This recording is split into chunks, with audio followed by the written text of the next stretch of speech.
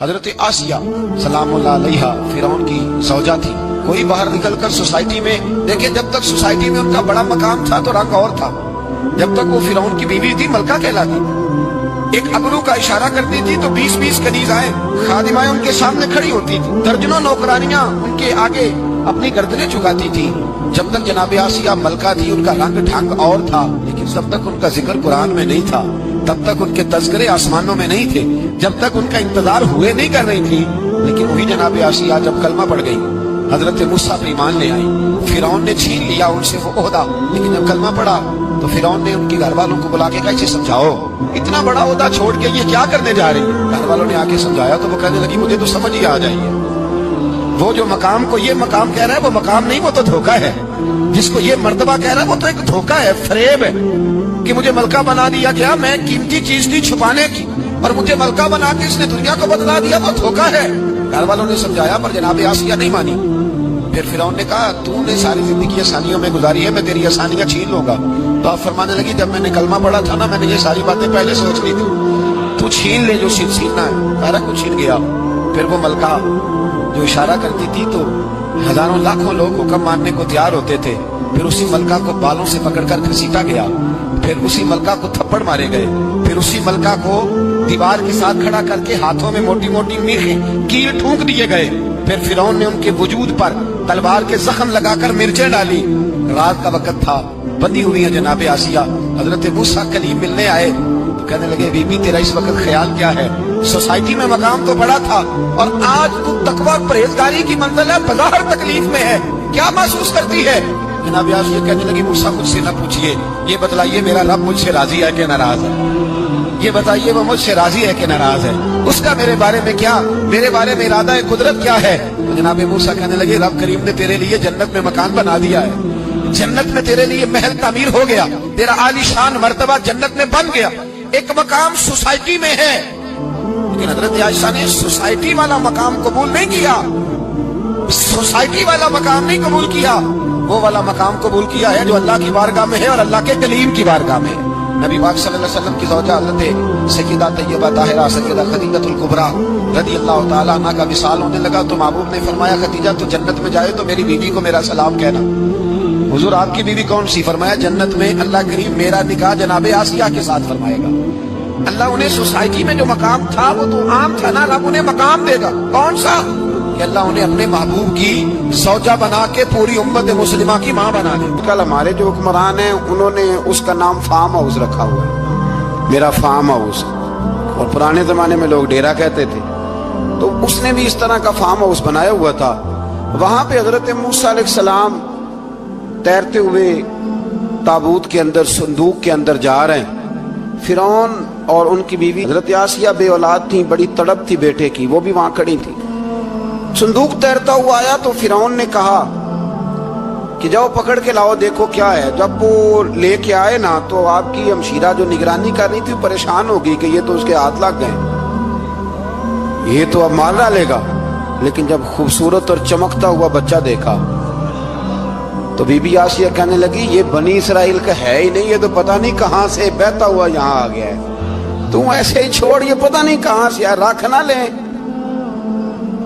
رکھ نہ لیں. تو حضرت موسیٰ علیہ السلام وہ کہنے لگا نہیں انہی کے ہیں، موسیٰ علیہ السلام اسی کے ہیں. تو آسیہ کہنے لگی تیرے تو سر پہ نا بس بھوت ہی سوار ہو گیا، ہر وقت وہی لوگ تجھے یاد رہتے، یہ پتہ نہیں کہاں سے بہ کے آیا. اب رکھ لیا، مان گیا فرعون. آپ فرعون کے گھر میں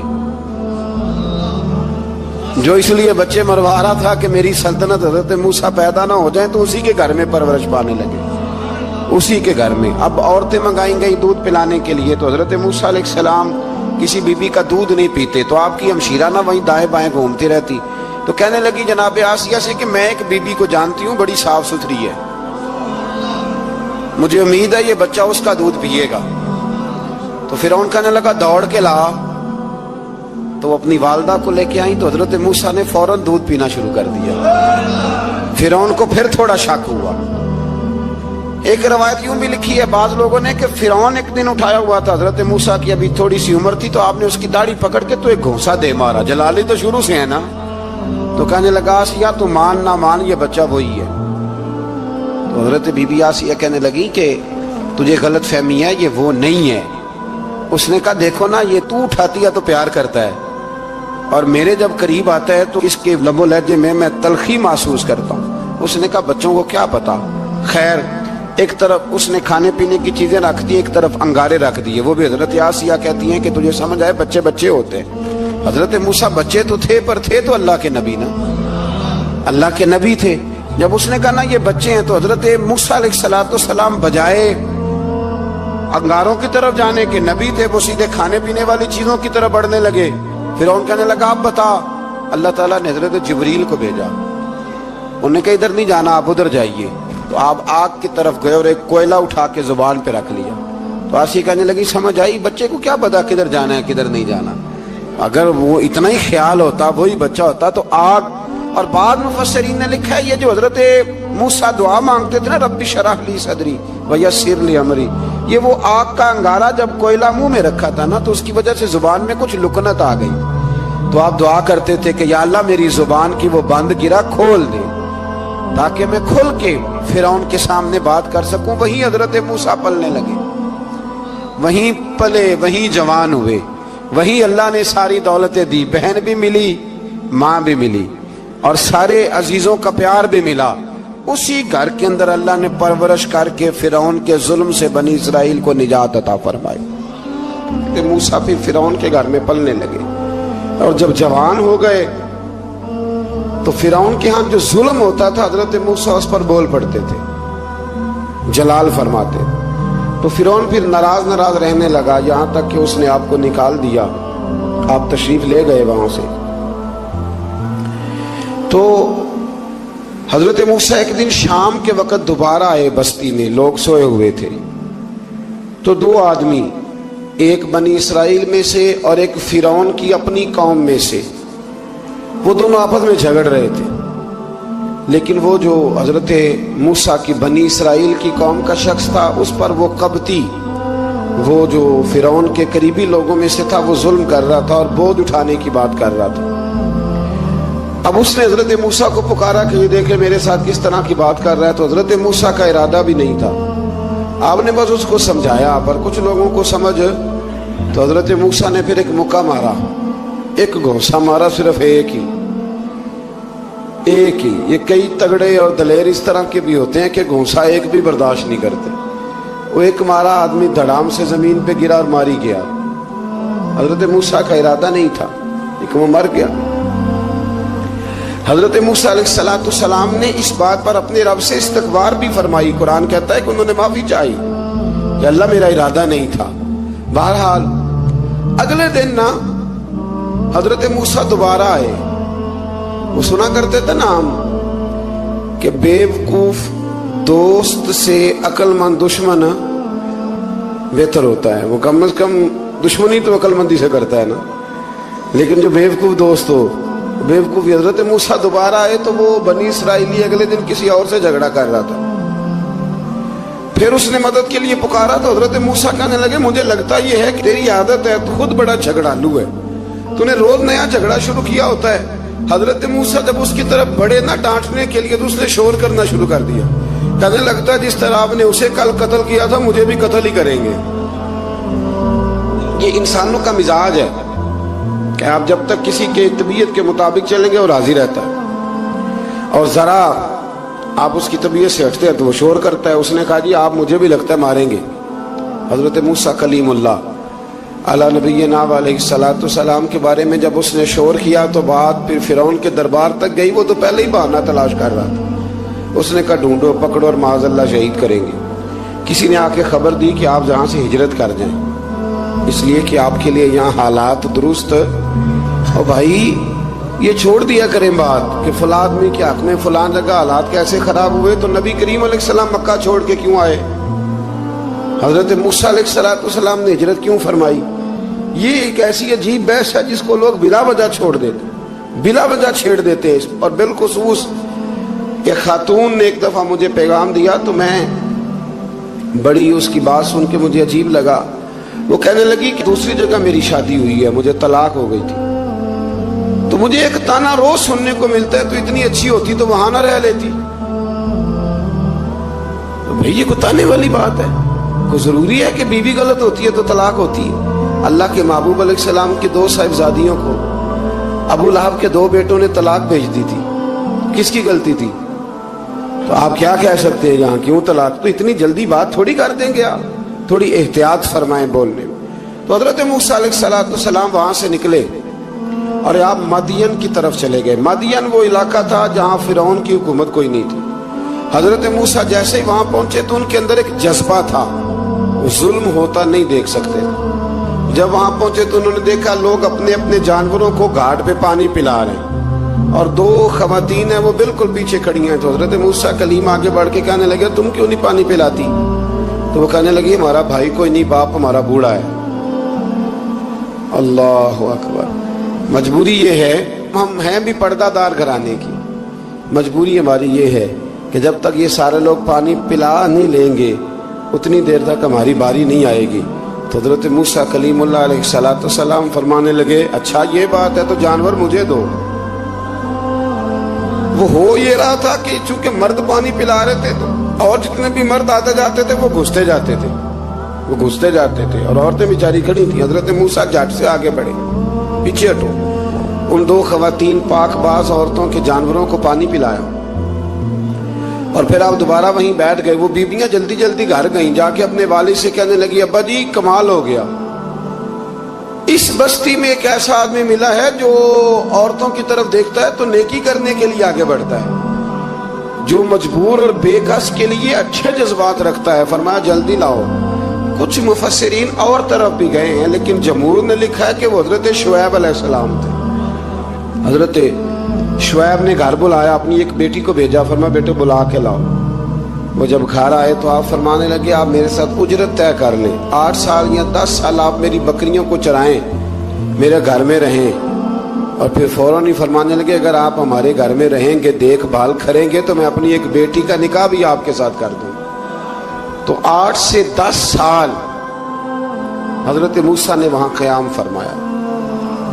और फिर जब आपका निकाह हो गया तो आप अपनी बीवी को लेके मिस्र की जानिब जा रहे थे, तो रास्ते में ना ठंड ज्यादा हो गई, तो अपनी ज़ौजा से कहने लगे, वहां आग जल रही है, मैं तेरे लिए आग लेके आता हूं ताकि तू ताप सके, गर्मी हासिल कर सके। वहां गए तो दरख्त से आवाज आई, मूसा मैं तेरा रब हूं। दरख्त से आवाज आई, मूसा मैं तेरा रब हूं। और हजरत मूसा कलीमुल्लाह को वहां वही आनी शुरू, वहीं अल्लाह ताला ने उन्हें वो असा अता फरमाया जो फिर बाद में अज़दहा बनता था। रब करीम ने वहीं हजरत मूसा कलीम को वहीं यदे बैज़ा अता फरमाया। अपना हाथ गिरेबान में डाल के निकालते थे तो चांद और सूरज की तरह रोशनी दिया करता था। यदे बैज़ा लिए बैठे हैं अपनी।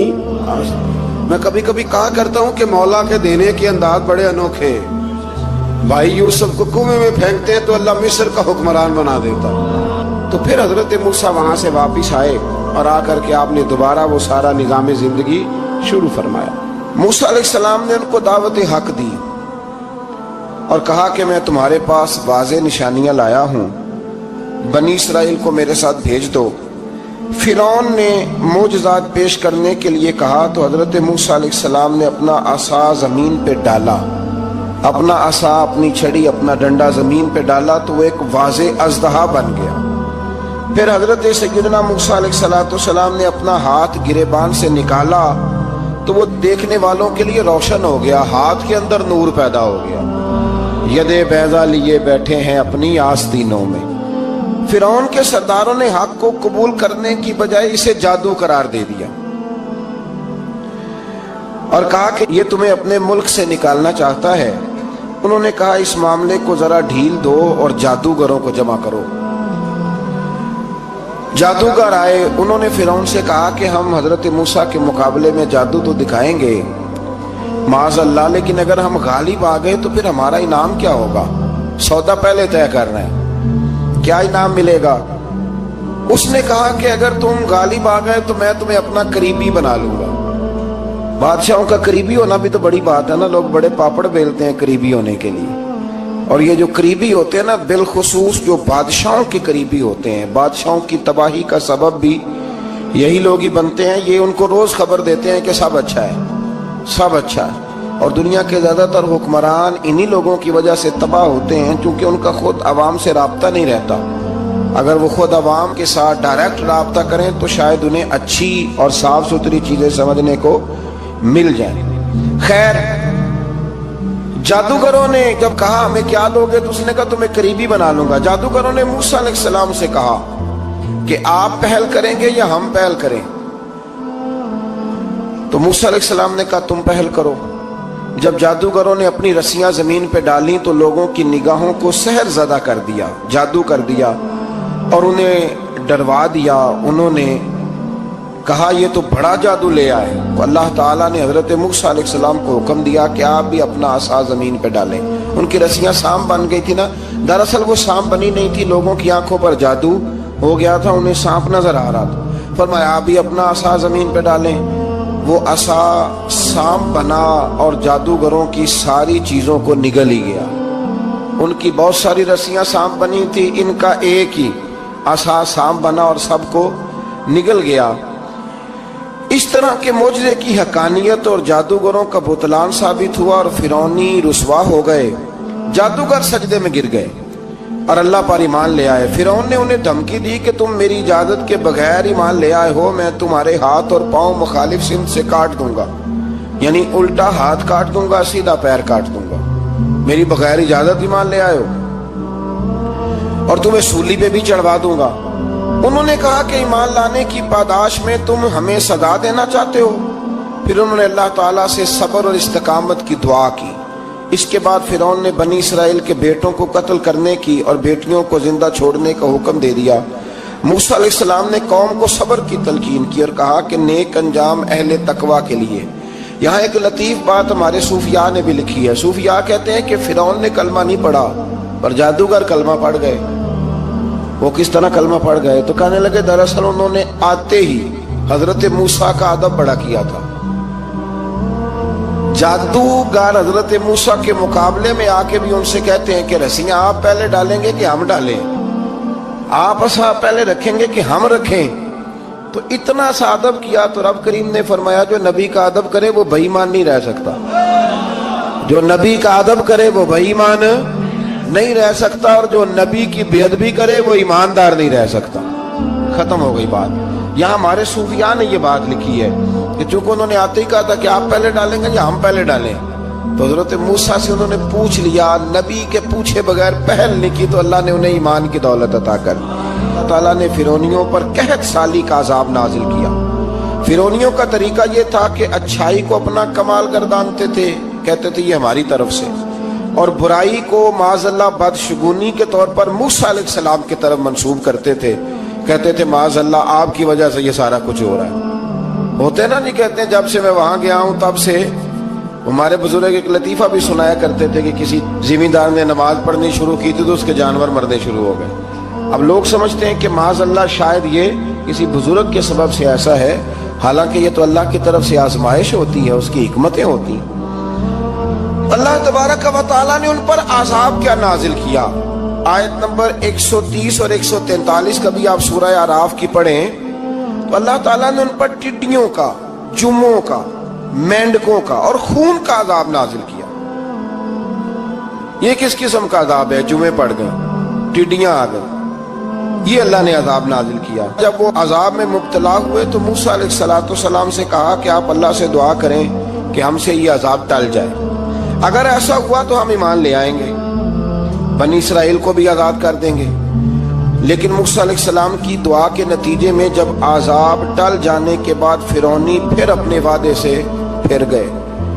بنو قریظہ والوں نے بھی کئی دفعہ حضور سے وعدے کیے پر اپنے وعدوں پر قائم. ایک بات آپ سے یہاں روک کے عرض کر دوں، ہم بھی کئی دفعہ کہتے ہیں ذرا بریک کبھی گاڑی کی نہیں نہ لگتی تو ہم ارادہ کرتے ہیں کہ آج سے ہی نماز شروع کر دینی. ذرا طبیعت زیادہ لیل ہوتی ہے تو ارادہ کرتے ہیں نا کہ بھائی آج کے بعد ہم نے نیک، پھر کیا ہوتا ہے شفا ہو گئی تو چھٹی ہو گئی. یہ طریقہ درست نہیں، یہ تو کفار کا طریقہ بیان کیا نا قرآن پاک نے. یہاں فرمایا جب اللہ تبارک و تعالیٰ نے انہیں نجات دے دی تو اپنے وعدے سے مکر گئے تو پھر اللہ تبارک و تعالیٰ نے बनी इसराइल को समुंदर पार करके ऐसी कौम के पास पहुंचा दिया जो बुतों की परस्तिश करती थी। वो तो बच गए, लेकिन फिरौनी सारे दरिया के अंदर गर्क हो गए। हजरत मूसा अलैहिस्सलाम से कहने लगे कि हमारे लिए भी ये खुदा बना दीजिए। हजरत मूसा अलैहिस्सलाम ने फरमाया, बुत परस्ती करने वाले जाहिल है। ये बुत परस्त कौम के पास जब गए ना बनी इसराइल वाले, बुत पूजते हुए देखा तो कहने लगे हमारे लिए भी सामने बना के रख दो। फरमाया ये तो जाहिल है, तुम इन्हें देख के असर कबूल कर रहे हो और अपनी जाहिलियत के बायस ये हलाक होने वाले भी हैं। फिर अल्लाह ताला ने बनी इसराइल पर अपनी नेमतों का जिक्र फरमाया और मूसा अलैहिस्सलाम ने अपनी कौम में हारून अलैहिस्सलाम को अपना जानशीन फरमाया और कोहे तूर पर तशरीफ ले गए। अल्लाह ने फरमाया वहां आ जाए, मैं आपको तौरात अता करता हूँ। 40 दिन का ये अरसा था। मूसा अलैहिस्सलाम ने वहां पे जाके, वो सारा वाकया भी इन्हीं आयात में है कि हजरत मूसा ने अर्ज किया था कि रब्बे आरिनी, या अल्लाह मैं तुझे देखना चाहता हूँ। तो फरमाया लन तरानी, तू नहीं देख सकता। वो भी यहाँ अल्लाह ने जिक्र फरमाया। फिर अल्लाह ताला ने अपनी एक तजल्ली जब कोहे तूर पे डाली तो हजरत मूसा अलैहिस्सलाम ताब ना ला सके और बेहोश हो गए और पहाड़ भी रेजा रेजा हो गया। उसका जिक्र भी अल्लाह ने इन्हीं आयात में फरमाया। आयत नंबर 144 से 155 तक हजरत मूसा अलैहिस्सलाम को रिसालत अता करने, कलीमुल्लाह का मनसब अता करने, तौरात अता करने का जिक्र है। आगे चल के बताया कि जो मुतकब्बिर लोग हैं ना, वो आयाते इलाहिया से मुंह फेरते और जो लोग अल्लाह की आयात और क़यामत को झुठलाते हैं, इनके अमाल बातिल हैं। फिर मूसा अलैहिस्सलाम के कोहे तूर पर क़याम के अरसे में बनी इसराइल के जेवरात से बछड़ा बनाकर उसे माबूद बनाने का जिक्र है। इनमें एक जादूगर था सामरी, सुना है सलाला में उसकी कब्र है। हजरत मूसा कोहे तूर पे चले गए तो उसने पीछे से ना सोने का एक बछड़ा बना लिया, उसमें सोने की तारें उसके मुंह में लगाई, हवा चलती थी तो बजती थी। इतने कमजोर अकीदे की ये कौम थी कि इन्होंने फटाफट मानना शुरू कर लिया। फटाफट माना, कहने लगे ये ठीक है। चुनाचे मूसा अलैहिस्सलाम जब वापिस आए तो कौम पर गुस्से और अफसोस का इजहार फरमाया और कहा मेरे पीछे तुमने ऐसा बुरा काम किया।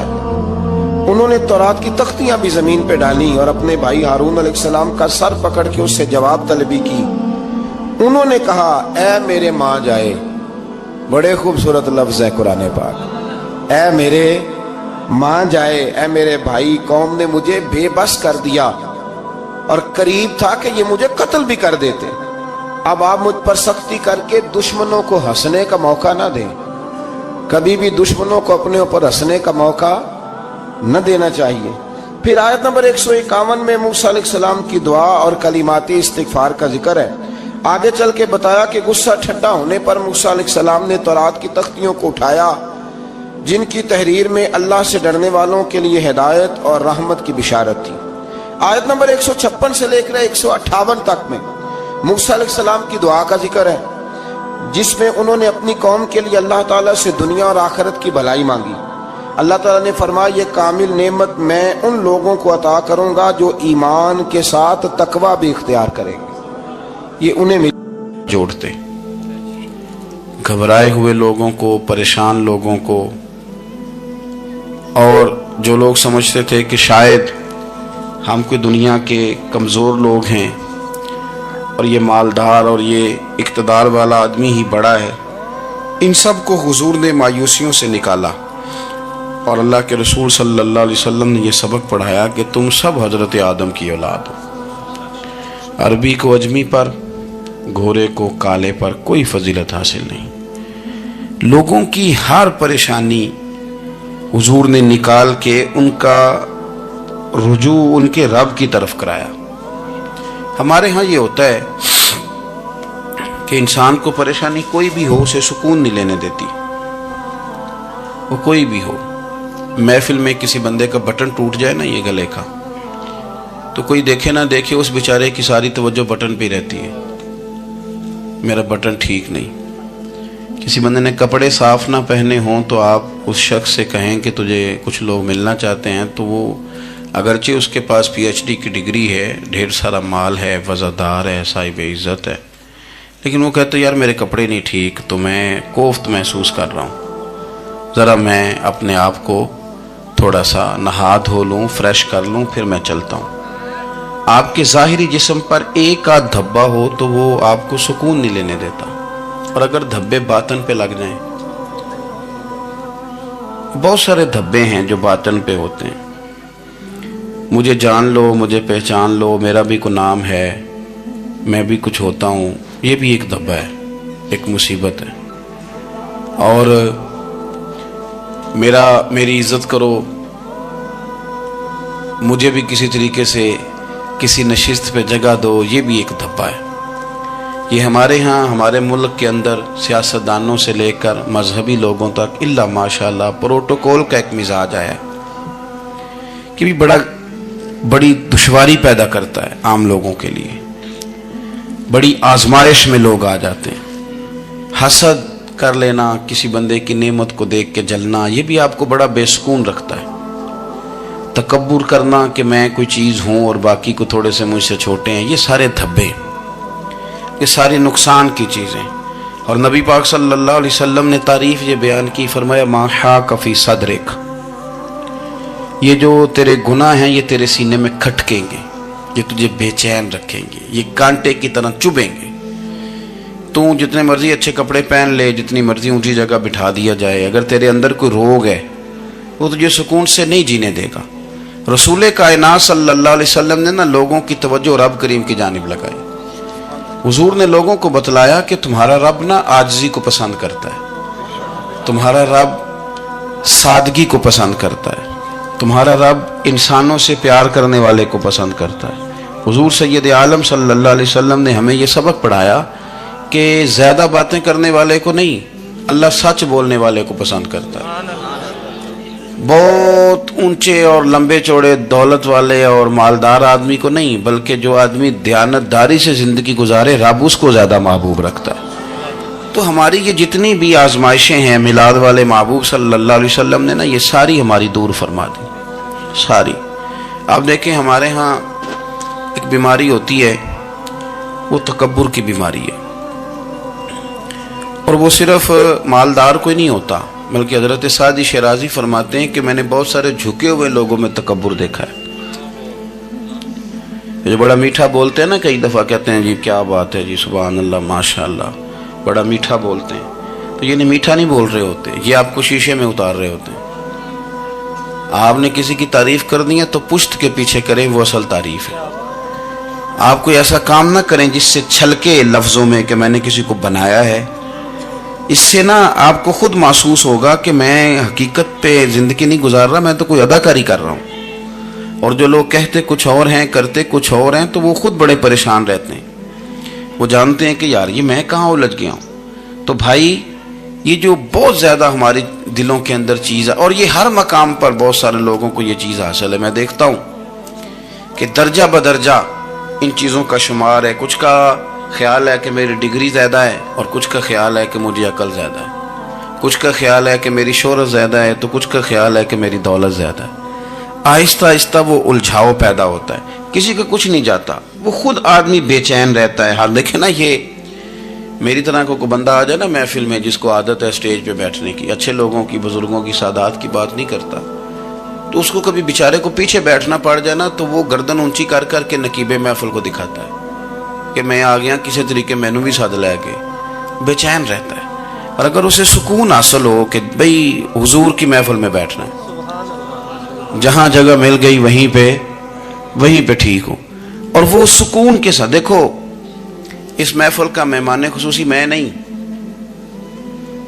हज़रत बुजुर्ग तो सरपरस्ती कर ही रहे हैं, मैं नहीं। इस महफिल का तो मेहमान खुसूसी वो बंदा है जिसने महफिल से पहले यहाँ झाड़ू दिया है, जिसने यहाँ दरियाँ बिछाई हैं, जिस बेचारे की फोटो भी कोई नहीं आई, वो मेहमान खुसूसी है। और इस महफिल का तो वो मेहमान खुसूसी है जो चुप करके कहीं कोने में बैठा है, उसको कोई दिलचस्पी नहीं कि कोई मुझे भी जानेगा, कोई मुझे भी पहचाने। उसे तो इतना पता है कि मैं अपने प्यारे हबीब की तारीफ सुनने के लिए आया हूँ। आप अपने इस तरह आपका ज़ौक़ दुबाला रहेगा। अगर आप आजिज़ी के साथ, इनकिसारी के साथ, रब रसूल की रिजा के लिए किसी जगह भी आप अपने आप को सेट कर लेंगे तो माहौल आपका ठीक रहेगा। वरना आप उलझाव का शिकार हैं, वरना आप परेशान हैं, वरना आप तकलीफ में, वरना आप आजमाइश में, बुखारी शरीफ में हदीस है, काजी अय्याज मालिकी रहमतुल्लाह अलैह ने बड़ी तफसील से लिखी है। रावी हज़रत अनस बिन मालिक हैं। एक बंदा बड़ी दूर से आया नबी पाक सल्लल्लाहु अलैहि वसल्लम की ज़ियारत के लिए, बड़ी दूर से। अरब के जो सरदार होते थे उनके बड़े नाज नखरे होते थे। वो खैर आज भी हैं, प्रोटोकॉल का माहौल आज भी, यानी वजीर साहब के आगे दो चार गाड़ियां ना हो तो उनको मज़ा ही नहीं आता। पुलिस वाले आगे पीछे भागें तो हालांकि उनको नहीं पता कि जो पुलिस वाले आगे पीछे भाग रहे हैं ना, ये हुकूमत बदली तो गिरफ्तार करने भी इन्होंने ही आना है। लेकिन वो बड़ा मज़ा आता है जब लोग गाड़ी के पीछे भागते हैं। क्या बात है जनाब, बड़ी बात। और हमारी तबीयतों में पता नहीं कौन सी, ये पैसे फेंकने वाले दोस्त मुझसे नाराज़ ना हो जाएं, लेकिन मैं अक्सर सोचता हूँ कि यार ये किस तरह का काम है कि पहला खिलारने फिर आप इकट्ठे करने। तो आप इकट्ठे दे दें जिसको देने हैं, ख़त्म हो जाए बात। यानी वो महफिल में ना गपशप हो रही होती है, इकट्ठे करने वाले, पान देने वाले किस चक्कर में पड़ गए। हुजूर गौसे आजम रदी अल्लाह ताला अन्हु की महफिल में शेख यहया नजाज आया करते थे, तो वो कहते थे कि हम वहाँ गिनते थे आज कितने बंदों ने तौबा की, तो हमसे गिने नहीं जाते थे, इतने लोग तौबा करते थे। बुजुर्गों की महफिलों में तौबा करने वाले गिने जाते थे, हमारी महफिलों में पैसे गिने जाते हैं और वो पर्चियाँ दी जाती हैं। ऐसा ना करें, इससे घुटन पैदा होती। और फिर जो नोटों वाले होते हैं वो फ्रंट सीटों पे आ जाते हैं। बहुत सारे गरीब सोचते हैं कि मेरे पास भी अगर करारे नोट होते तो मैं भी आगे होता। तो कम से कम ये जो मिलाद की महफिल है इनमें तो सबको एक जैसा रहने दे, यहाँ तो अमीर गरीब का फ़र्क ना हो, इसको तो मेहरबानी करें। तो नबी पाक सल्लल्लाहु अलैहि वसल्लम की खिदमत में वो शख्स बड़ी दूर से आया। तो अरब के बादशाहों का मिजाज था, प्रोटोकॉल बड़ा चाहते थे। उनका तो ये तरीका था कि हुक्मरानी करनी है जैसे भी हो। अगर किसी गुलाम ने धूप में बंधा रह गया, ऊंट और छांव में नहीं बांधा तो दुर्रे मारते थे, और अगर उसने खोल के बांध दिया तो फिर भी मारते थे। कहते थे इतना सियाना हो गया तो उन्हें पूछा ही नहीं, खुद ब खुद ही बांध दिया। वो शख्स हुजूर की बारगाह में आया और बहुत सारे लोगों के पास क्योंकि वो जाता था अपने सरबराह का पैगाम लेके, तो वो कांप रहा है जब हुजूर की बारगाह में गया, डर रहा है। अब जरा बात को समझना, नबी पाक सल्लल्लाहु अलैहि वसल्लम ने उससे फरमाया क्यों डरते हो, सादा आदमी है, देहाती है, बद्दू है। अल्लाह के रसूल ने थप की दी, क्यों डरते हो? तो कहते हुजूर मुझे आदाब नहीं आते और मुझे डर आता है, कोई बात अगर ऐसी हो गई, आप मदीने की हुकूमत के सरबराह हैं, तो कहीं आप नाराज ना हो जाएं। हजरत अनस बिन मालिक फरमाते हैं बात कहाँ की थी, पहुँच कहाँ गई।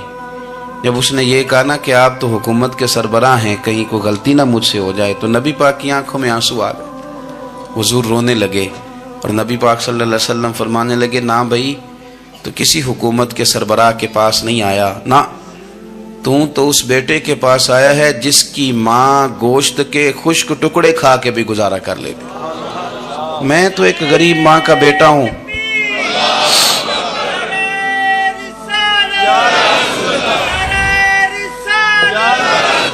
भाई अगर आपका ये ज़ौक़ बन जाए, देखो ना आज तो लोग भूल जाते हैं ना, कपड़े बदल लेते हैं तो वो समझते हैं कि शायद सारा कुछ ही बदल गया। यानी गाँव से आकर पढ़ने वाले भूल ही गए हैं कि किसकी माँ ने कितना जेवर बेचा था। लोग भूल जाते हैं चीज़ों को। अपने माजी को याद रखें, आप लोगों के साथ प्यार करें, आप लोगों को मौका दें, आप थोड़ी सी और कोशिश करें उस शख्स तक जाने की जो आपको मायूस नज़र आ रहा है, परेशान नज़र आ रहा है। ये हमें मिलाद वाले महबूब सल्लल्लाहु अलैहि वसल्लम ने दरस दिया। एक और पहलू, हुजूर सैयद आलम सल्लल्लाहु अलैहि वसल्लम ने, हमारे यहाँ ना अभी भी बरादरी की तकसीम है, अभी भी, और कुछ मैंने ऐसे कमज़ोर लोग भी देखे। ये इस तरह की हरकतें हारे हुए लोग करते हैं। हारे हुए लोग जो अपने आप को समझते हैं कि मैं को बड़ा आदमी हूँ। बड़ा आदमी तो अपने अखलाक से होता है, अपने किरदार से होता है, अपनी सखावत से होता है, लोगों से प्यार करने से होता है। बाकी ये कि बैठ के कहानी सुनाना कि मैं बड़ा कुछ करता हूँ, तो जो कुछ करता होता है उसे सुनाने की कोई ज़रूरत है। एक और बहुत सारे लोग आप ताज़ियत करने जाए ना वालिद के इंतकाल के बाद, तो उन बेचारों को बताना पड़ता है कि अब्बा जी मेरे बगैर दवाई नहीं खाते थे। तो मैं कहता हूँ अगर तेरे बगैर नहीं खाते थे फिर बताने की ज़रूरत नहीं, फिर तो सारे गाँव को पता होगा कि तेरे बगैर नहीं खाते थे। और अगर कोई दाल में काला है तो फिर तेरी वजाहत कोई बंदा कबूल नहीं करेगा। तो आपको बताना क्यों पड़ रहा है? اور آپ بار بار اس بات کا ذکر کیوں کر رہے ہیں کہ ہم بہت بڑے قبیلے کے ہیں؟ صاحب اگر آپ بڑے قبیلے کے ہیں تو پتہ ہوگا سارے علاقے کو آپ کتنا لوگوں کا خیال کرتے ہیں، آپ کس قدر محبت کرتے ہیں، آپ کا انداز کریمانہ کس طرح کا، پھر آپ کو بتانے کی کوئی ضرورت نہیں ہوتی، پھر خود بخود خبر ہوتی ہے۔ حضرت سیدنا ابو ذر غفاری رضی اللہ تعالیٰ عنہ، قبیلہ بنو غفار ایک بڑی شاخ تھی قبیلوں میں سے، جو لوگ اس زمانے میں مالدار قبیلوں سے تعلق رکھتے تھے ان میں سے ایک بڑا نام تھا۔ ساری زندگی چودراہٹ کی، لیکن میلاد ایک انقلاب کا نام ہے۔ میں میلاد منانے والے دوستوں سے گزارش کرتا ہوں کہ آپ ہر سال میلاد منائیں، اور ہر سال میلاد کے بعد آپ تھوڑے بدل بھی جائیں، یعنی تھوڑے سے بدل جائیں۔ کچھ لوگ کہیں یار یہ داڑھی میں نے 12 ربیع الاول والے دن رکھی تھی، یہ میری میلاد والی داڑھی ہے، اور داڑھی رکھیں بھی نبی پاک کی مرضی کی۔ کس کی مرضی کی؟ نہ ناراض ہو جائے جی میں ٹور چلا، بس کس مرضی کی جی؟ اپنی مرضی کے نہیں۔ داڑھی کا وزن کو نہیں ہوتا کہ پوری مٹھی رکھیں گے تو آپ کو کوئی دقت ہوگی، کوئی وزن نہیں، پوری رکھیں، جو حضور کا طریقہ مبارکہ ہے جو ہمیں ملتا ہے اس پر آپ توجہ فرمائیں۔ تو میں جو بات عرض کرنے جا رہا ہوں وہ میلاد انقلاب ہے۔ حضور سید عالم صلی اللہ علیہ وسلم کی بارگاہ میں آنے سے پہلے لوگ کچھ اور ہوتے تھے، اور یہاں سے ہو کے جاتے تھے تو پھر ان میں تبدیلی آتی تھی۔ میں سارا دن کرامتیں سناؤں نا کسی کو اپنے پیر صاحب کی اور اپنے گھر میں بھی کہ میرے حضرت بڑے، میرے استاد بڑے، لیکن بیوی کے ساتھ اگر میں ترش لہجے میں بات کروں گا تو وہ کہے گی یہ سکھاندے نے تینوں پیر صاحب، دوست کہیں گے یہ سکھاتے ہیں آپ، تو آپ کی کہانیاں نہیں چلتی، آپ کا کردار چلتا ہے۔ حضرت ابو ذر غفاری رضی اللہ تعالیٰ عنہ فرماتے ہیں چونکہ میں چودھری تھا، سیدنا بلال حبشی رضی اللہ تعالیٰ عنہ کے پاس میں بیٹھا تھا، کسی بات میں بات آگے بڑھی اور بڑھتے بڑھتے بات شکرنجی تک چلی گئی، رائے کے اختلاف نے باتوں میں تلخی پیدا کر دی، اور جب تھوڑے لفظ اور تیز ہوئے تو میں نے انہیں کہہ دیا چپ کر، تو ابشن کا بیٹا ہے۔ کس کے بیٹے تھے حضرت بلال؟ کہتے ہیں جب انہوں نے مجھے کہا تو میرا دل بڑا ٹوٹا، لیکن میں نے ارادہ کیا کہ میں نے حضور کی بارگاہ میں نہیں عرض کرنی، اب ہر بات کی ہم حضور کی بارگاہ میں شکایت کریں۔ لیکن میں جا کے مسجد میں بیٹھا اور جب سرکار آئے نا، ارادہ نہیں تھا کہ عرض کروں گا، لیکن حضور کا چہرہ دیکھا تو دکھ میرا خود ہی تازہ ہو گیا۔ رونے کا بھی تو تب ہی مزہ آتا ہے نا کوئی اپنا ملے تو۔ فرماتے ہیں کہ میرے آنسو نا بغیر اختیار کے چھلک پڑے اور میں کھل کے روئے، کھل کے۔ قربان جاؤں محبوب کے بھی حضور نے پاس نہیں بلایا، بلکہ نبی پاک اٹھ کے خود میرے پاس آئے اور مجھے کندھوں سے پکڑ کے سینے سے لگایا، اور جب میں کھل کے رو لیا تو حضور میرے آنسو پوچھنے لگے۔ کچھ شعر ایسے ہوتے ہیں جو کسی نے کہے ہوتے ہیں، اور کہنے والا جو ہوتا ہے وہ صاحب حال ہوتا ہے، تو اس میں کچھ خوبصورتی زیادہ ہی ہو جاتی ہے۔ ایک پنجابی کے شاعر ہمارے گجرات میں گزرے، بزرگ تھے، ان کا ایک شعر ہے، وہ کہتے ہیں ایک واری میری آنکھیاں چوں اونا نے اتھرو پونجے سن، ایک واری میری آنکھیاں چوں اونا نے اتھرو پونجے سن، ہن تے چسکا پہ گیا رونے دا۔ ایک واری میری آنکھیاں چوں اونا نے اتھرو پونجے سن، ہن تے چسکا پہ گیا رونے دا، تے ہر ویلے آہو زاری دا۔ تو میں روز رونے لگا ہوں، مزہ ہی بڑا آیا ہے جب سے محبوب نے چپ کرانا شروع کیا۔ میرے عزیز، اور پھر حضرت بلال حبشی رضی اللہ تعالیٰ عنہ چونکہ حضور کے غلام تھے اور انہیں پتہ تھا کہ سرکار میری ناز برداری کرتے ہیں، حضور نے چپ کرایا۔ فرمایا کیوں روتے ہو؟ تو عرض کرنے لگے یا رسول اللہ صلی اللہ علیہ وسلم، اگر میں ابشن کا بیٹا ہوں تو میری تو غلطی کوئی نہیں نا، یہ تو تقسیم اللہ کی ہے نا۔ الذی خلقک فسواک فعدلک فی ای صورت ما شاء رکبک، جس طرح وہ چاہتا ہے، جس کو چاہتا ہے اس طرح کی اس کی صورت بنا دیتا ہے۔ تو مجھے ابشن کا بیٹا کہا جاتا ہے، میری غلطی کیا ہے؟ حضرت بلال نے بھی نہیں بتایا کس نے کہا ہے، لیکن نبی پاک صلی اللہ علیہ وسلم نے کیا فرمایا؟ امام یوسف صالحی نے لکھا ہے، ذرا غور کرنا بات پر، تسلیاں لوگ اور رنگ میں بھی دیتے ہیں پر یہ تسلی بڑی انوکھی ہے۔ حضور فرمانے لگے بلال اگر تو ابشن کا بیٹا ہے تو پریشان کیوں ہوتا ہے؟ کالے رنگ والی ماں کا بیٹا ہے تو پریشان کیوں ہوتا ہے اگر تیری والدہ کا رنگ کالا ہے تو؟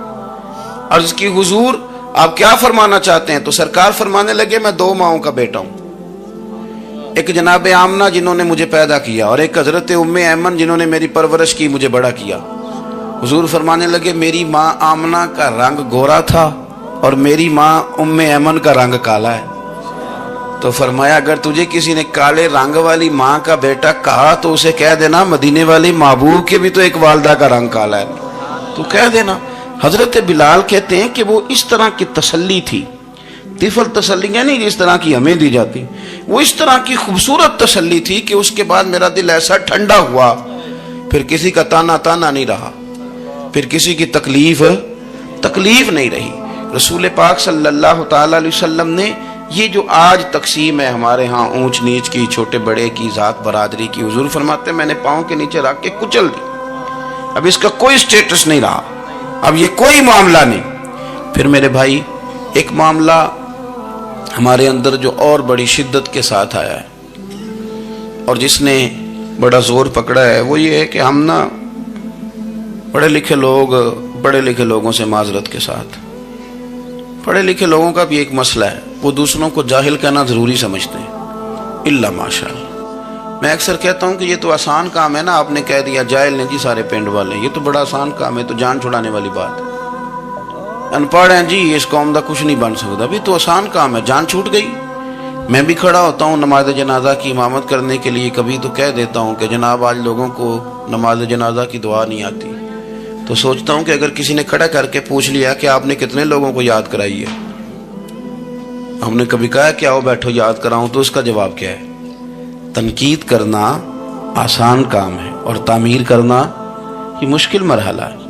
عزیز دوست, ہمارے ہاں نا ان پڑھ بندے کے ساتھ اور اس بندے کے ساتھ جس کی سوچیں محدود ہیں ہمارا رویہ اتنا تلخ ہوتا ہے. بھائی مزہ تو تب آتا ہے نا جب آپ کو, کچھ لوگ کہتے ہیں میں اچھے کے ساتھ اچھا ہوں, تو اچھے کے ساتھ تو ساری دنیا اچھی ہوتی ہے, آپ نے اس میں کیا کمال کیا؟ حضور سید عالم صلی اللہ علیہ وسلم نے تو فرمایا اس کے ساتھ جوڑو جو تمہارے ساتھ توڑ رہا ہے, جو سخت رویہ اختیار کرے, سخت. بخاری مسلم میں حدیث ہے, حضرت عمر فاروق رضی اللہ تعالیٰ عنہ, حضرت انس بن مالک فرماتے ہیں کہ حضور سید عالم صلی اللہ علیہ وسلم گزر رہے تھے اور سرخ رنگ کی نہ نجرانی دھاری دار چادر سرکار نے اوڑھ رکھی تھی. ایک بدو آ گیا, اس نے کیا کیا کہ حضور کی مقدس چادر کو پکڑ کے کھینچا, اور اس زور سے کھینچا کہ گردن مبارک پہ نشان پڑ گئے. زور سے دروازے پہ دستک دے دینا بھکاری, تو اسے خراش رات کوئی نہیں ملتی, البتہ جھٹکیاں 2-4 ضرور مل جاتی. توڑنا ہے دروازہ, خیرات لینے آیا کہ تو قرضہ لینے آیا؟ اس نے آ کر کے زور سے چادر کو کھینچا, مقدس گردن پہ نشان پڑ گیا. سرکار نے رخ انور پھیرا, کہتا پتہ کیا ہے, میں غریب آدمیوں کچھ مانگنے آیا ہوں. بھئی تو گلے میں چادر ڈال کے مانگے گا, لیکن یہ آپ کا کمال ہے. یہاں اب آپ کے علم کا, آپ کے حوصلے کا, ظرف کا پتہ چلتا ہے. کھینچی چادر, کچھ مانگنے آیا ہوں. اور صحیح بخاری کے لفظ یہ ہیں کہ فَالْتَفَتَ إِلَيْهِ فَضَحِكَ, جب محبوب نے اس کی طرف توجہ کی, اس کی بات سنی, اس نے گلے میں چادر ڈال کے کھینچا ہے, نشان ڈال دیا ہے, لیکن جب حضور نے توجہ کی تو فَضَحِكَ, نبی پاک نے مسکرانا شروع کر دیا. حضور مسکرائے, یعنی چادر ڈال کر کھینچنے والے. اور یہ چیز آپ کو بڑا کر دے گی. آپ یقین کریں, آپ کو کسی نے برا کہا تو آپ نے ڈبل برا کہا تو آپ تانگ ہوں گے. ہنڈیا جب جلتی ہے تو اس کے کندھے, ابلتی ہے تو اس کے کندھے جل جاتے ہیں.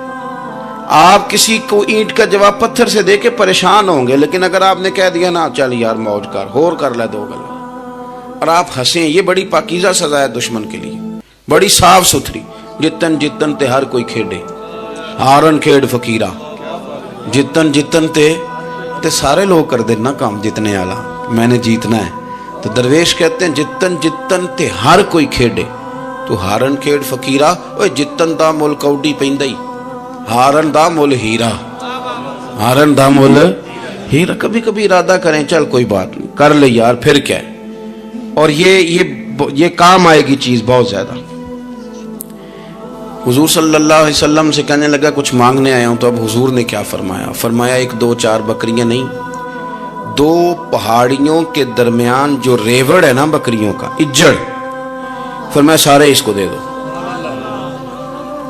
اب اس نے وہاں تو کوئی جملہ نہیں کہا, گھر چلا گیا اپنے گاؤں قبیلے, اور وہاں جا کے لوگوں سے کہنے لگا سارے ادھر بیٹھے ہو, जाओ दौड़ जाओ मदीने जाके मुस्तफ़ा का कलमा पढ़ो। कहने लगे वो तो इतना देते हैं कि गुर्बत का डर भी दूर हो जाता है। तो नबी पाक सल्लल्लाहु अलैहि वसल्लम का उन लोगों के साथ जो अनपढ़ हैं, जो साथ हैं, आज हमारे बच्चे अपने अब्बा जी को भी कह देते हैं तुसी पढ़े नहीं, उन दौर बदल गया है। तो मैं एक शादी की तकरीब में जा रहा था, मेरे आगे आगे वालिद साहब को बेटा समझा रहा है, कहते अब्बा जी उन्ना उत्थे जाके ना मिठे चौलां ते सालन पा के ना खाया जी, बंदा माड़ा लगता है। मेरा प्यार था उस खानदान से, मैंने उस बच्चे को थपकी दे के कहा, मैं क्या पुत्र तू जरा लेट हो गया, जल्दी होंदा ते ना सारे सियाने होना सी। ये हमारे बच्चे अब बजाय इसके कि वो कायल करें, कितना आपने गलत जुमला कहा कि अब्बा जी आप पढ़े ही